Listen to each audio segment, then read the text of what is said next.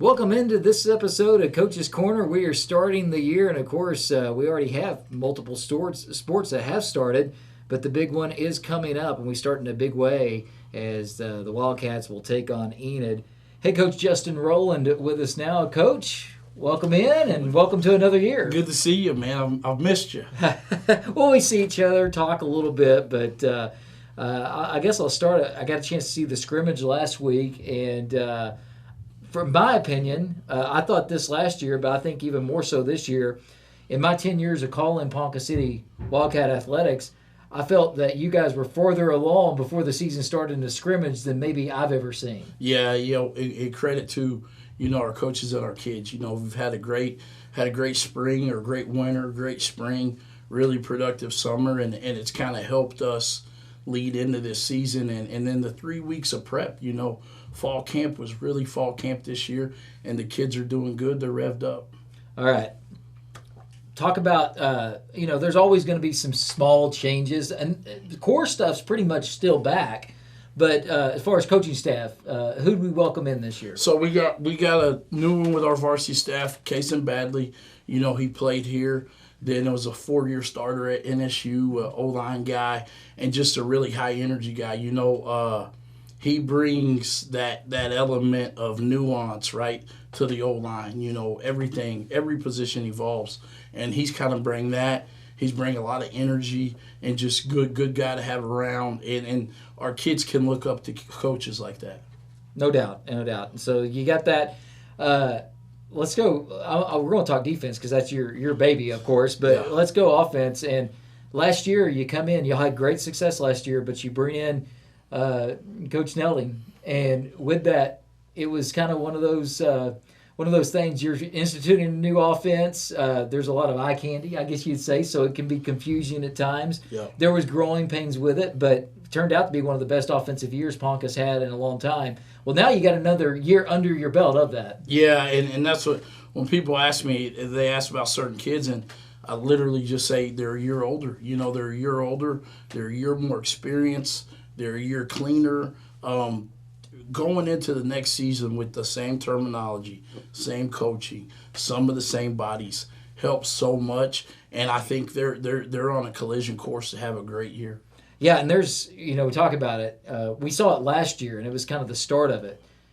There's about 8 kids that can go score, and we saw a glimpse that these kids should only get better with the workouts and everything that happened. So this offense that had some times last year very explosive has a chance to even be more explosive this year, and you can go through some of those kids that are going to be making a big impact. Yeah, it's funny, talking to Coach Nelding, he didn't expect to be as explosive as we were last year.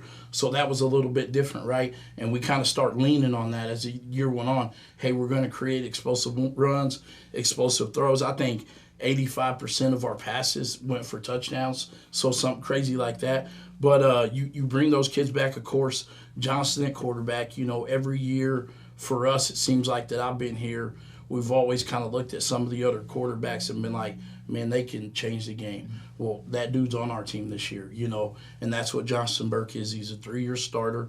He can run it. He can throw it. Does a great job running the offense. In the backfield, of course, we bring back our 3 leading rushers in Bam Bam Coleman and Inel DeRogers. Inel led us in touchdowns last year with 12. Bam actually led us in rushing. They both come back playing the same roles, and they can play multiple roles. Of course, Colt Shickram comes back. We throw it to him. He runs it, throw it. He led us in all-purpose yards. He comes back. He's looked really good. And then the guys behind them, the guys that kind of got on the scene last year, but they didn't splash like they will this year. Jeremy Evans is back at X receiver. He can take the top off of the defense. Titus Haney has got an opportunity to be a good prospect at tight end. And Nolan Jones has looked really good for us. Christian Ramirez is a kid nobody knows that'll have a really good year. So just a bunch of really good kids, and like you said, kids that can hit their head on the goalpost. All right, you got that, but offensive line, you got, especially in this offense, you better have a good offensive line. And talking to everybody, I talked about, you want good kids, but you want a little nastiness up front, right? Yeah. And everybody I've talked to says that this offensive line, they got that little factor up front that hits you in the mouth, I guess is the best way to put it. And I know you guys are all excited about that and that development. Yeah, for sure. And they're led by my younger son, Cooper. He kind of sets the tone for them. And we talked about all spring being physical, and bringing that level of intensity, that level of nastiness. And I think they got that. But you bring back so many experienced kids there too. The twins, they're pretty much 2-year starters. Played as freshmen, played a lot of sophomores. They're bigger, stronger, faster now. LT's at left tackle right now. He was an addition that came over. He'll help us also on defense, but really solidifies our O-line. And we got a couple guys still battling it out at right tackle with Nate Testerman and Logan Zimmershed. Really good backup at guard with Roman Gonzalez. Lance Bush will get thrown in the mix, but I think it's one of the first times, and this is really going on year 2, where you got a 6A O-line, O-line that can push people around, and I think that we'll go as they go. Yeah, no doubt, especially with the offense that you have. And when you have the explosive players behind it, it looks like, once again, got a chance to be – we thought it maybe midway through the last year, and it was one of the best offenses Ponca's had in a long time. Looks like this year it could be the same with most of those guys coming back. All right, we're going to flip to the defensive side of the ball now. I know that's your baby. Yeah. And with that, we got a lot of returners over there as well. I mean, that's the one thing that's kind of the thing I look at with this team is – a lot of years there's core guys, you see them moving out. You got a lot of returning starters, not just on the offensive end, but the defensive end. Absolutely, and when I look at it, we got kids on both sides of the ball, but defensively where I work a lot, difference makers. I mean, we got 4 or 5 legitimate difference makers in the unit, and, we still relatively on the young side. Now that, they're juniors. I think we start 2 seniors, Mike Hinman at defensive end and then Hondo Perez at corner. Well, 3, Jackson Hager will start at free safety, but still pretty young core, But guys like Thaden Lee, who kind of splashed on the scene as a freshman and then played really well for us last year, Quade Anderson's one inside. Quade's had a banged-up wrist, but he's 100% ready to go. We held him out of the scrimmage last week. He's a playmaker, and he's a guy that's going to go from inside backer, and we'll put him on the edge also. So he's a big-time player for us. Jose Herrera has been a good leader for us. He's a senior. He'll rotate in there at backer and be productive for us. In the secondary, talked about Hondo. Hondo's steady Eddie. Now the guy across from him, it'll be a new guy. And we got a couple, Kevin Cole, Kajon Davis. Kajon's a sophomore. Kevin's a junior with a lot of athleticism. Should be good for us. Mike Hudson's a guy that doesn't get a lot of credit, but he's solid. He's stable. He's in a role this year where it should allow him to make more of the plays like Adriel Moore did for us last year. So just a bunch of really good kids. Ryan Olvera on the edge. Ryan was a difference maker. And like you said, these kids are a year older. They're a year stronger and should be good for us. All right, I want to get to special teams now. We always think with special teams, it is kickoffs, it's punts, it's coverage, all that. But the one thing we always look at and what can make a huge difference in high school ball is can you get 3 points here and there? Just, get one drive where you get that extra 3, or maybe you don't have to get in the end zone. You can kick a 35-yard field goal consistently to win a ball game. And last year, there was some growing pains with Tucker, right? I mean, being a freshman, being on the field. But this kid's always been promising, and you guys love what you're seeing out of the kicking game. Yeah, for sure. Yeah, I was giving him a hard time. Said I've never worked field goal so much in my whole football career. But like you said, he's an absolute weapon, ranked highly in the state, ranked highly in the country.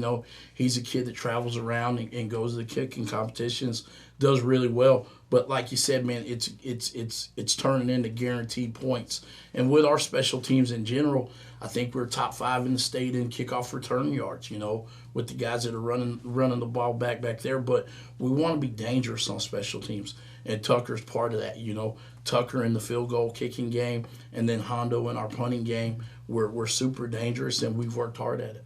All right, and there's also the other thing, don't want to give away too much, but I think most people know you got not only that, those guys are also athletic, play at other spots in the field. So there's more that you can do than just kick sometimes with those guys. No, absolutely. And I was telling Tucker that, we've had kids in the past of Andrew Lesnick, here recently, just kids that can kick, and then they turn around and they're one of your best athletes. Kyle McGinnon, he's in our community. He's a pastor.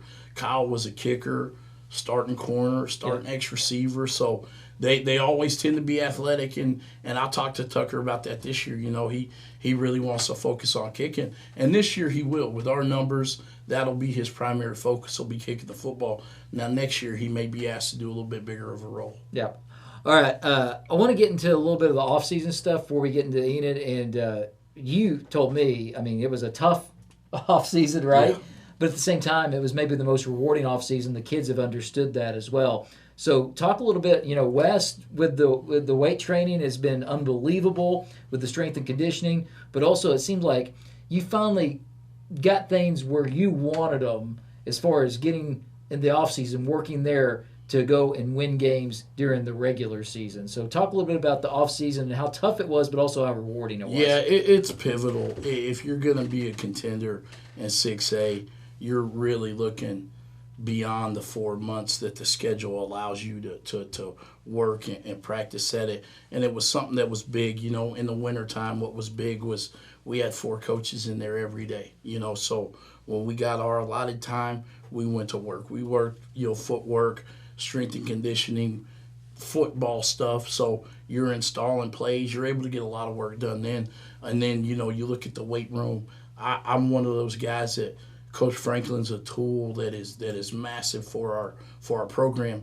And I let him control that. I ask him what he needs, and he's done a great job helping the squad. The kids are locked in. They understand the value of the weight room. And then you roll into our summer pride in 7-on-7, and we were hooked up. We had a busy summer, and it's all been good. And like you said, it's where I want it to be. It's starting to roll. We talked about those key guys that you have that are coming back, but I always feel like during the summer and the off season, there's a couple of guys that maybe sometimes it's just the maturity factor. Maybe their body's grown a little bit, but there's always maybe a few that it's like, well, I didn't know if they were going to do anything, but now we got to get out of a role. Is there any guys like that during the summer? I think for sure Christian Ramirez on our offense, he plays in that kind of H-back kind of role, kind of seen Bam do some of it last year.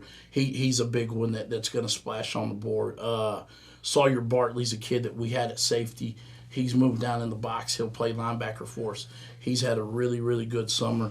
And there's a bunch. Justice Loller's a young kid that nobody knows that has the ability offensively to take it to the house whenever he touches the football. So there's a lot of them out there. And like I said, the numbers were good all summer. I was really pumped on our 7th grade, 8th, and 9th grade kids. Mm-hmm. Great summer for them. So there's a lot of them out there, man, and I think they'll show up big for us. All right, first game coming up, and that's going to be the last thing we kind of get into here. It's been an interesting year for the Enid Plainsmen, right, because they shifted away from basically the OSSAA 6A1 where it was a struggle, and now they've gone independent. They're forming their own schedule. They're not really in a district, but this is a big rivalry game. In fact, this is going to be the first year in a long time Ponca's played all 3 of their key rivals of Bartlesville, Stillwater, and with Enid. But we're going to talk about the Plainsmen now. What do you see about them? Got a new coach out there. What do you know? Good, big physical team, and they seem like they always are. They always have a good-sized offensive and defensive line. Got a real special kid on the edge that plays on their defensive line. Got a couple Division I offers, but I think they're going to be physical. Their offense kind of resembles what we do. And like anything, I think it's taken them a little bit of time to getting that buy-in from those kids. But Enid's always going to be a place that produces talent. They have tough kids. It's a rivalry, so they're always going to play us tough, and we're looking forward to it. All right, well, Coach, best of luck this Friday. Let's go get that first win. Well, that'll promise. It looks like this year. So I know you've been working hard for that. So now we're ready to hit the field and see all that work come to fruition. Absolutely. No, it's going to be good to hit somebody in a different color and it really be meaningful. And like I said, it's like you said, it's a shorter trip for us. So we should have a lot of fans over there. Get everybody involved. Should be a good night of football. All right. Well, thank you, Coach. Thank you. Coach Justin Roland. Thanks to Chris behind the camera. That's going to do it for today's Coach's Corner. Jordan Woodruff saying so long. Until next time, go Cats.